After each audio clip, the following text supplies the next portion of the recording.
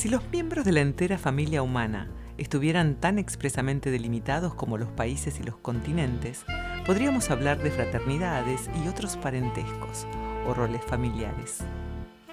Aquí jugamos a que Sudamérica es una niña, que tiene 2 hermanos, Centro y Norteamérica. Vemos que en comparación con el continente euroasiático aparenta ser mucho más joven civilizatoriamente. Pero investiguemos si es así. En esa relación podemos imaginar que América del Sur se encuentra en pleno desarrollo y crecimiento, mucho más en desarrollo que América del Norte, por ejemplo. Decimos que es la menor de los 3 hermanos. Norteamérica, especialmente representada por Estados Unidos, es un adolescente. Y Centroamérica es el hermano del medio, más cerca en edad y vivencias a Sudamérica. Su hermano mayor, ella lo llama Big Brother, pareciera tener una conducta dominante hacia los 2. ¿Habrá sido y será siempre así? Por supuesto, el parentesco es una proposición metafórica que nos sugiere que todos los habitantes y toda civilización, por antigua y olvidada que esté, tiene un rol determinante en la gran constelación familiar de la especie humana. Para comprender esta constelación, comenzamos tratando de saber acerca de nuestros ancestros. ¿Cuál es nuestra herencia genuina? ¿Cuántos entrecruzamientos de razas y linajes debieron encontrarse, separarse y volverse a encontrar, hasta llegar a las comunidades que habitan el mundo en el presente? En el caso de Sudamérica, queremos ir más allá de la formación cultural derivada de la conquista europea de las Américas, sin rechazarla, sino integrando toda la información, porque es posible que Sudamérica sea tan nueva y tan antigua como cualquier civilización precedente, y esté a punto de surgir de su esencia un nuevo ser.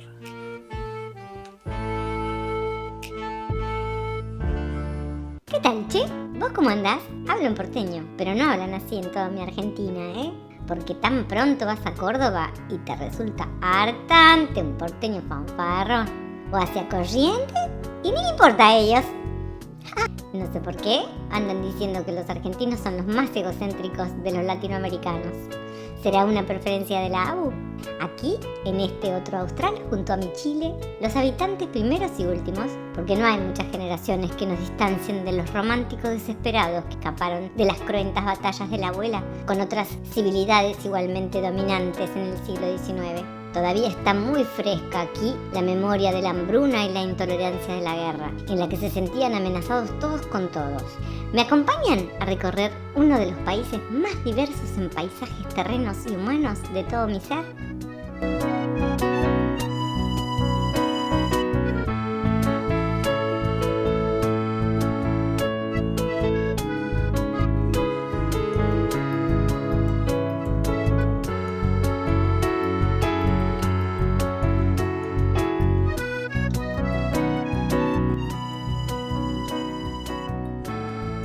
Orientada hacia el Atlántico como la vastedad de su pampa, Argentina es el país menos hispánico y más europeo de Sudamérica.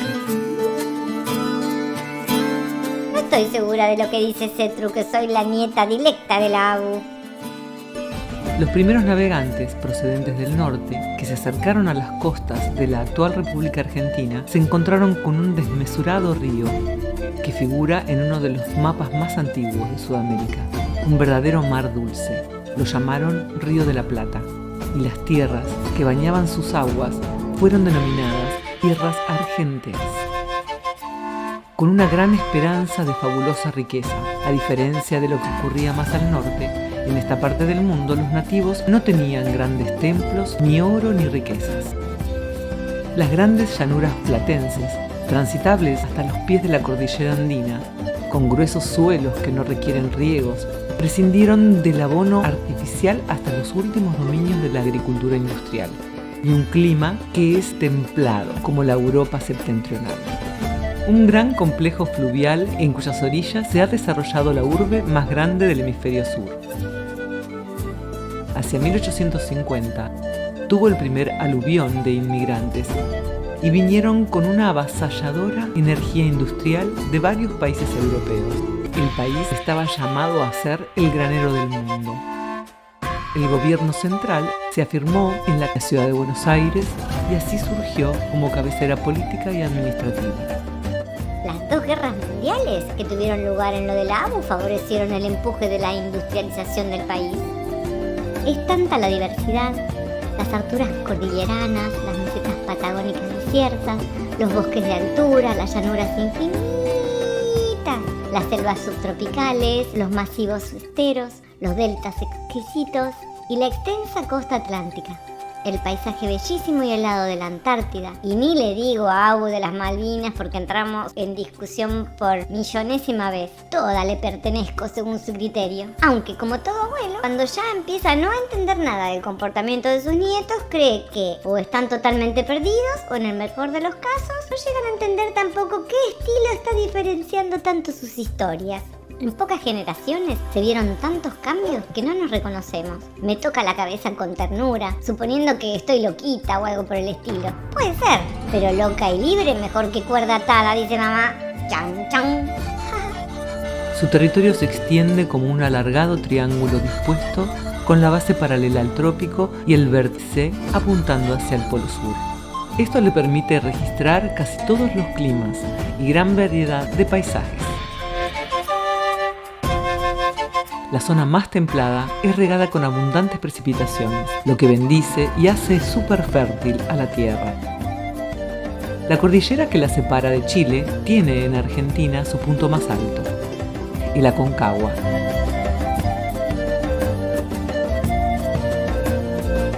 La cordillera funciona como un gran biombo que separa a Argentina de lo que sucede en el Pacífico.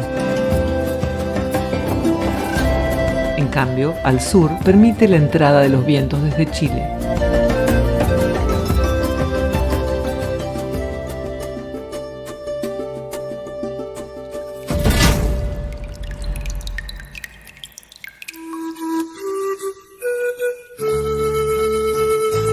Llanura prodigiosa, dilatada y monótona, primitiva y elemental.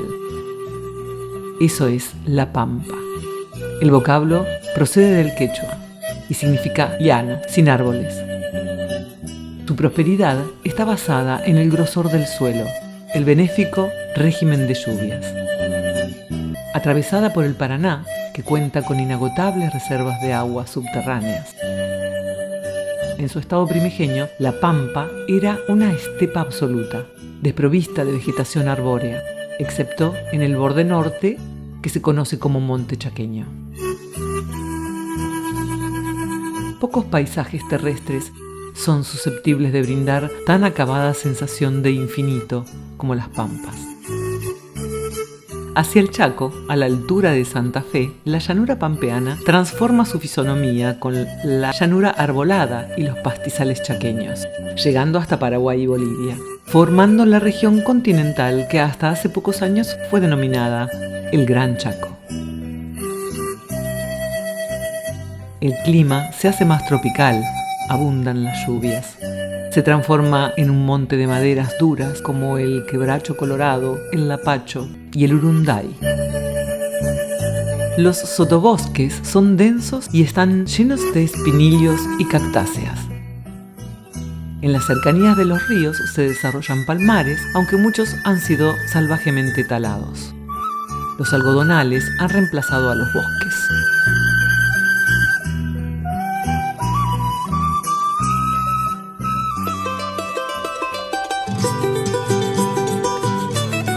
La puna y la prepuna constituyen una prolongación de los grandes torsos de montaña de 3.500 metros promedio, con una terca sequedad y extensas salinas. La prepuna termina en fosas o depresiones hasta las cuales llegan las lluvias orientales. Estas fosas son grandes valles como Jujuy, Lerma y Calchaquí, que concentran mucha población. Al este se encuentran varias cordilleras paralelas, cuya altura disminuye hacia el Chaco. Es una cadena de plegamientos llamados sierras subandinas, ricas en petróleo y en hierro. La cobertura vegetal aquí es exuberante y asume la forma de la selva. Hacia el este se extiende la Mesopotamia, comprendida entre dos grandes tributarios del Plata, el Paraná y el Uruguay. Esta maravilla es el resultado de la unión de muchas cuencas. El mayor de esos ríos, el Paraná, que se desliza en una planicie de escaso nivel, con muchas islas, canchas, embalsados y brazos, se retuerce en meandros a lo largo del curso, hasta que a la altura de Diamante se inicia el Gran Delta, con sus numerosos brazos y su multitud de islas, cubiertos de vegetación hidrófila, animales y palmares. El rincón septentrional de la Mesopotamia, llamado Misiones por las reducciones jesuíticas, forma una meseta que se eleva 700 metros, donde abundan los saltos de agua. Entre ellos es notable el conjunto de caídas que toma el nombre de Cataratas del Iguazú.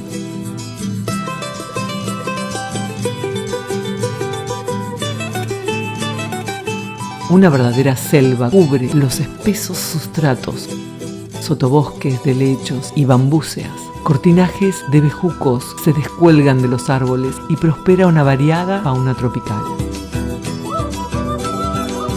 Al sur de la selva misionera, hacia el Gran Codo del Paraná, se sitúa el Iberá, formada por lagunas, esteros, embalsados, cañadas y ríos. La laguna Iberá, agua brillante, significa en guaraní, es el componente principal de este complejo. Al sur se extiende la zona de colinas de Entre Ríos, surcada por espesas arboledas. Innumerables islas diseñan la desembocadura en el Río de la Plata, cubierto por un bosque hidrófilo. Esta desembocadura trae consigo una gran carga sedimentaria. Al sur de la Pampa Seca se divisan las mesetas del Viento, desde el río Colorado, donde se inicia el paisaje patagónico. Es una región formada por una antigua base cristalina soldada al macizo de Brasilia. Movimientos que no han cesado aún elevaron la región como una plataforma en ascenso. Los ríos, que buscan nivelarse, excavaron valles con terrazas y el mar talló acantilados de impresionante altura. Los amplios espacios entre los ríos, modelados a modo de mesetas, se cubren con una vegetación esteparia de suelo pedregoso, azotado por los vientos secos del oeste, que es arbustiva hasta los 500 metros, pero herbácea por encima de esa altitud.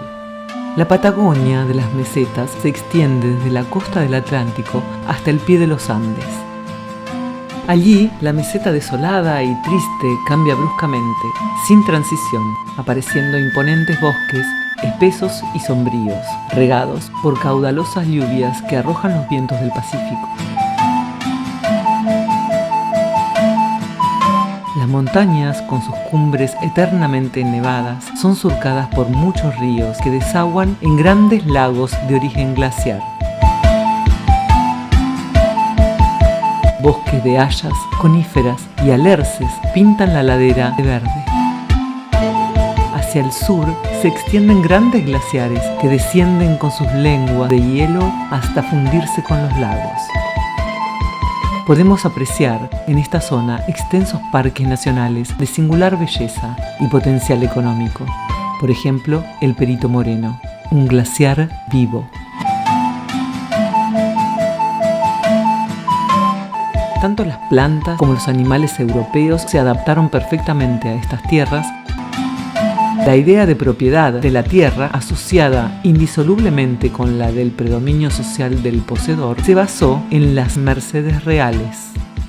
O sea, en los merecimientos por voluntad del rey, arbitrarius maximus. El sistema de encomiendas que dispuso que los indios fueran sometibles permitió que la población europea, sumamente reducida, pusiera en explotación un territorio desmesurado, con la consiguiente concentración de riqueza. Así se fue generando una sociedad opulenta, económicamente poderosa y socialmente refinada y estratificada, mientras el resto del país se encontraba en su mayor parte sumido en una penumbra indefinida. Individuos segregados que dieron origen a los gauchos hacían vida solitaria en las dilatadas fronteras. Las Islas Malvinas le pertenecen por soberanía a la Argentina, pues se hallan dentro de su plataforma continental. Pero la temible Abu de las aguas vino con sus piratas y se quedó allí. El clima marítimo atempera el rigor de la latitud y las precipitaciones, suficientes pero no excesivas, permiten que prospere una abundante cabaña de lanares que sostiene su economía. Los archipiélagos australes son afloramientos esporádicos de la cordillera andina sumergida, que forma un gran arco entre el extremo de América y la Antártida. Son las Georgias del sur, las Orcadas y las Sandwich del sur, casi totalmente cubiertas de hielos y nieves permanentes. Allí, solo observatorios y bases científicas.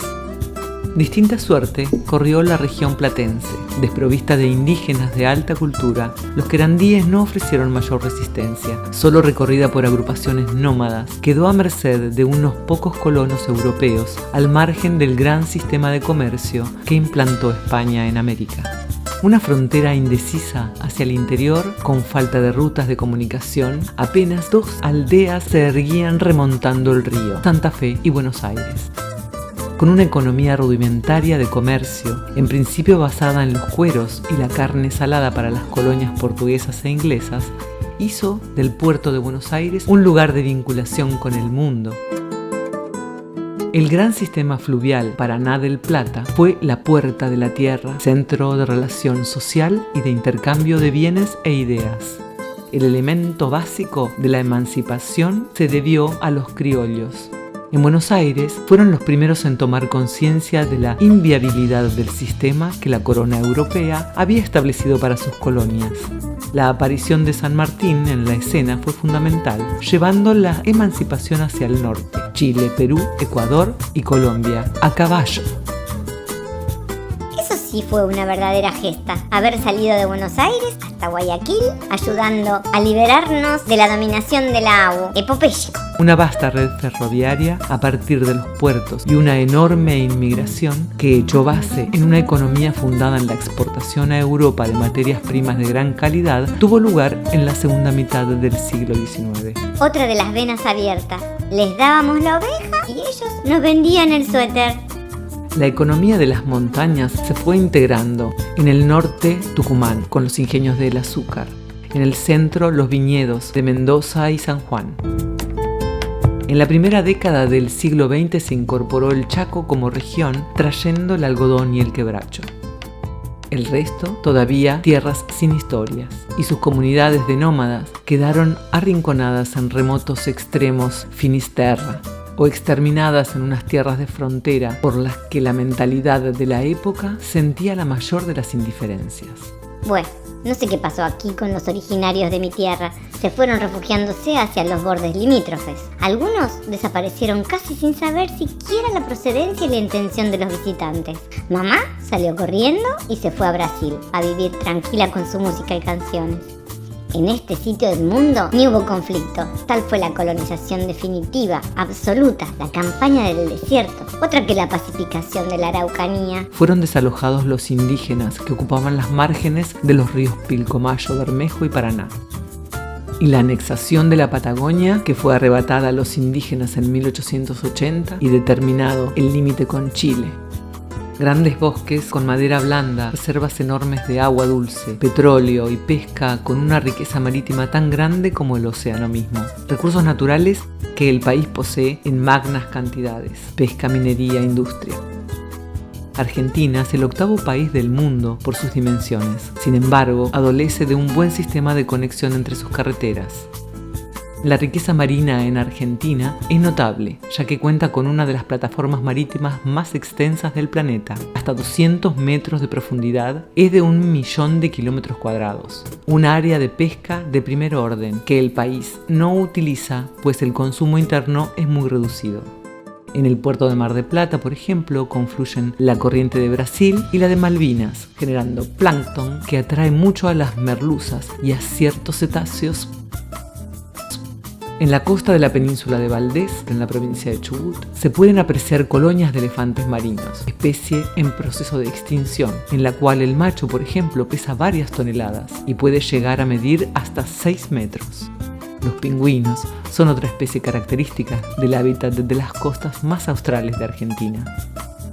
En relación a la exploración del suelo, el petróleo caracteriza la explotación a gran escala. Luego, son importantes entre otros el manganeso, el litio y los ricos yacimientos metalíferos que brinda la generosa columna cordillerana.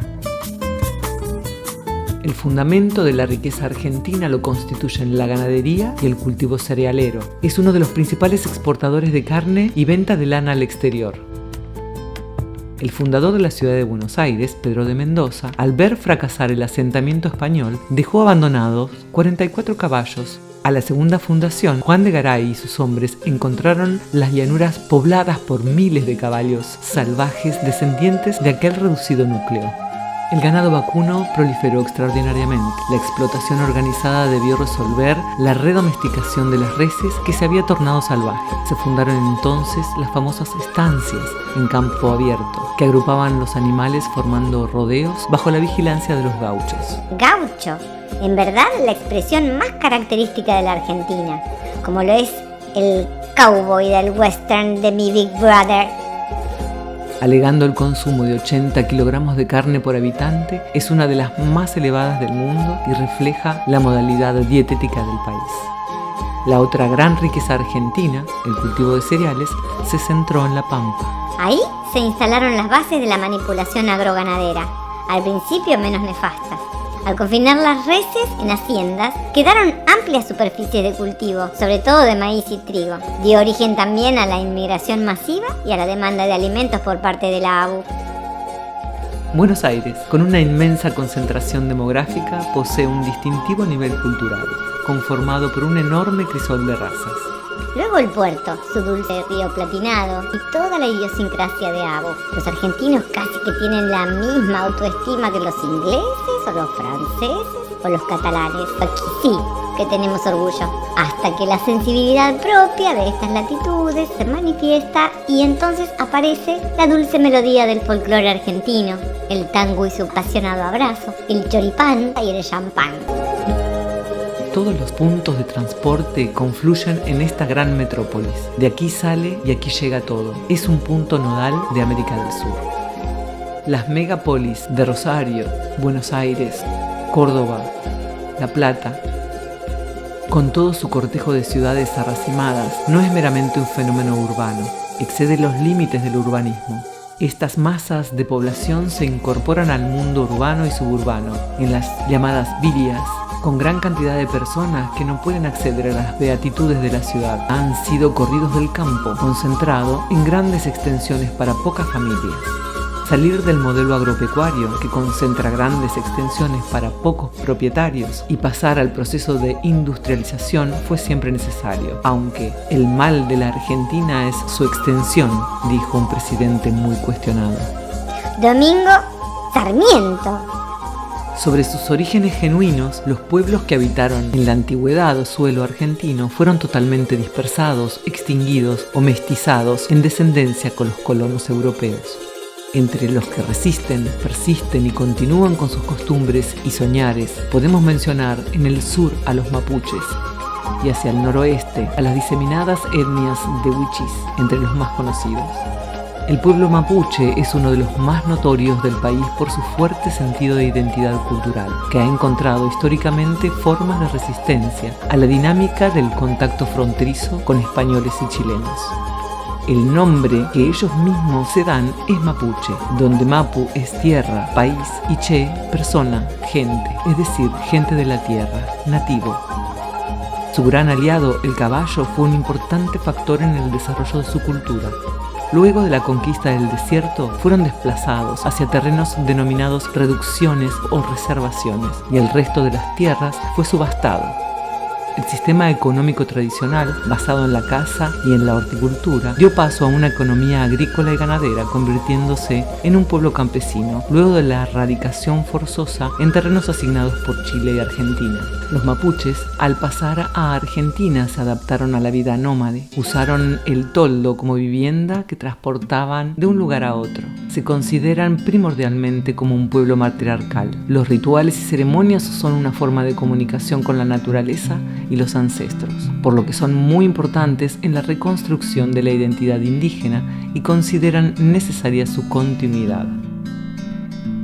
La presencia de la artesanía mapuche, ya sea entre miembros de la comunidad como fuera de ella, es considerada un honor y se puede ver a mujeres portar artesanías de platería mapuche en grandes ciudades. Son los verdaderos maestros del arte de trabajar el característico metal.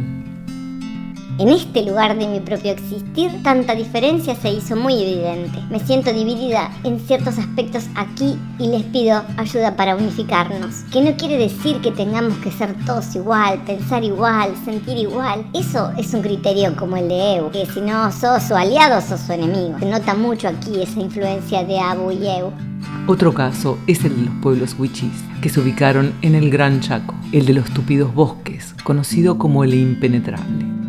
Pueblo de cazadores, pescadores y recolectores que supieron servirse de la abundancia de la naturaleza que los rodeaba sin depredarla ni maltratarla. Wichí significa hombre verdadero. Perseguidos, opusieron resistencia refugiándose en los montes. Hombres y mujeres de pocas palabras, nunca dieron muestra alguna de violencia. Su naturaleza es calmada y tímida. Es la que nutre y satisface sus necesidades. Ella está protegida por los dioses de los seres vivientes, el señor de los peces, el dueño del monte, el padre de los pájaros. Ellos son los que castigan a aquellos que cazan o pescan de más. Son grandes apicultores y cazadores, caminan largas horas en busca de miel y de animales silvestres. Dependen de la pesca en el río Pilcomayo. En los húmedos veranos cultivan maíz, sandía, poroto y calabazas. Las mujeres y los niños son los encargados de recolectar los frutos maduros del bosque y de preparar y tejer los hilos de las hojas de chaguar. Para los wichí, las mujeres han descendido del cielo mediante una larga soga compuesta de esta misma fibra. El chamán, capaz de percibir las dimensiones ocultas de la realidad, era el puente entre la comunidad y lo sobrenatural, y el custodio de los mitos que explicaban el misterio de los hombres y del mundo.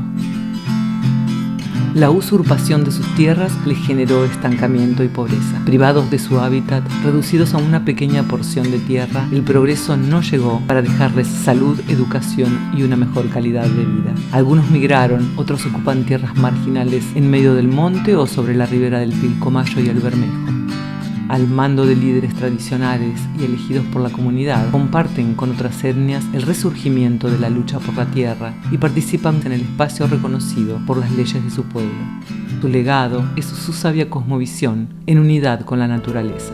En Argentina es donde más siento que se cristaliza lo individual en mí. No es por mis gentes, estos sargentos tan especiales que de tanto intentarlo lo lograron, che. Siento que Argentina, toda, como un órgano interno súper importante, sufrió de tal manera que entendí el mensaje dentro, muy dentro. Saber separar es tan importante como confuso. Tiene ambos filos muy afilados, cortantes. Por un lado, nos separa de lo que no somos en verdad, y por el otro, hiere en su señalamiento de lo que no es igual. No sé si me entienden. No sé cómo conectar los mensajes del alma y del cuerpo, del cielo y del suelo. O sea, que lo que nos está sucediendo responde a leyes aún más complejas que las que entendemos como humanos o como cualquier especie diferenciada. Digo, como si para empezar a integrarnos en materia y espíritu debiéramos deponer toda resistencia y no hacer fuerza contra lo que sentimos diferente, sino abrirnos a una información que parece peligrosa y nos aterra y perturba, pero resulta que es la necesaria para que evolucionemos, no solo como especie, una a una de las especies, sino como un vasto ser vivo, único, diverso, íntegro y sí, peligroso, como la naturaleza en su exquisito devenir, creativo, poderoso. Es un sentimiento como cuando vemos caer un rayo, nos deslumbra siempre el relámpago y pulsa el trueno en nuestras venas, como cuando observamos el oleaje intempestivo contra las orillas en una furia huracanada de nuestra alma terrestre. Y, a poco de atravesar un miedo muy grande, llegamos a las profundidades oceánicas, serenas y llenas de vida, tanto en el cielo como en la tierra firme. Aquí hay un sentido de finalidad intensa, una conciencia de finitud. Se acaba, es el final del mundo, algo llevado hacia la belleza poética.